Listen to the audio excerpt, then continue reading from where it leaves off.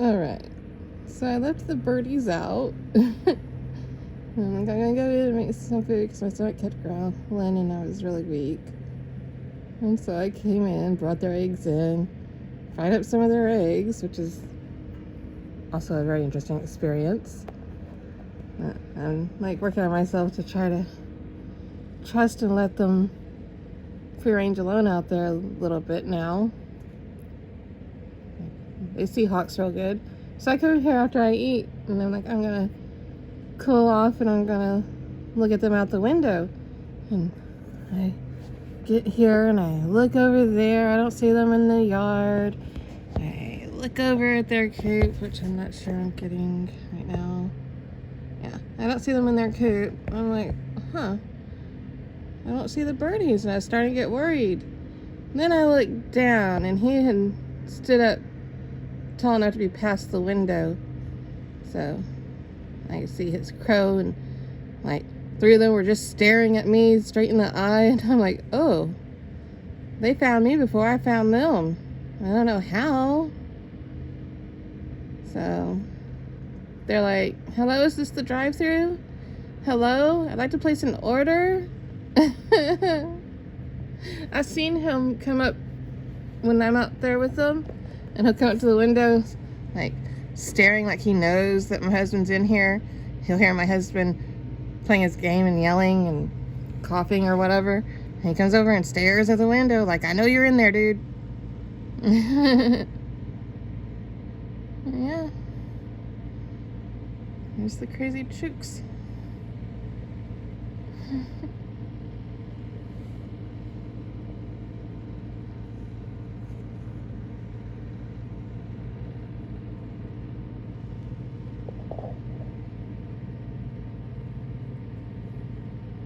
So she's coming up.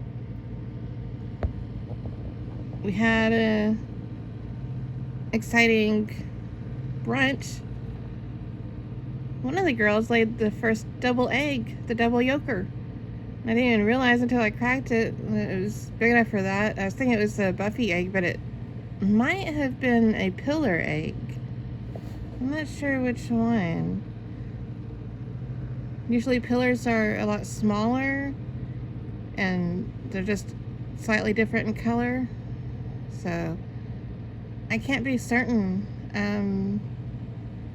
The yolk was lighter than usual if it was Buffy's. So that's why I think it could have actually been Pillar's egg. And I do remember when I was pulling Pillar's eggs out, I was like, wow, she's already laying pretty big eggs. So it could have been the Pillar's double yolker.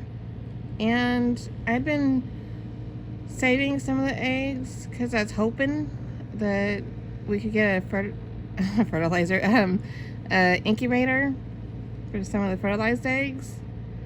But I'd seen one on sale and tried to talk him into it, and he's like, that's really cheap, it's probably not going to work. And so we've been asking a couple of our friends and family to, you know, if we could borrow an incubator or have them incubate some eggs, and no luck there.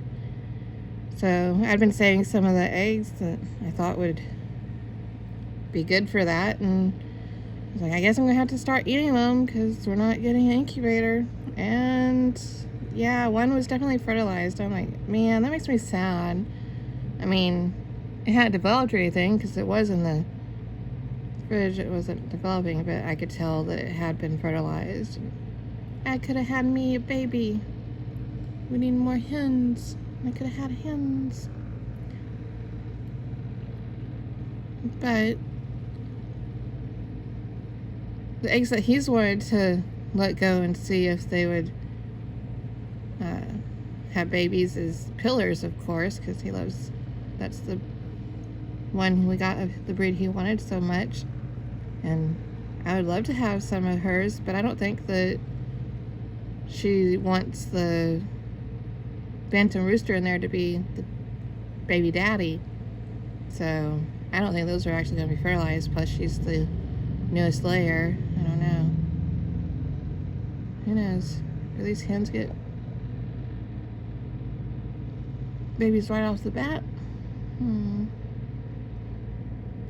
I know that they have to make the decision whether or not they want it fertilized by that rooster. Aren't y'all cute?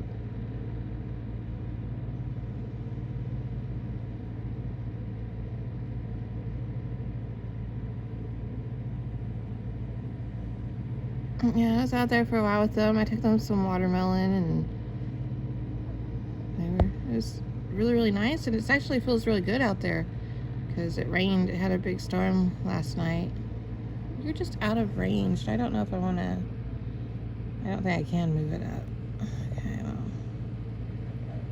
this is what we get. But yeah, it was a big storm last night, which was kind of scary. And still not Oakley, so we're hoping somebody picked her up. Maybe somebody nice, and she's gonna.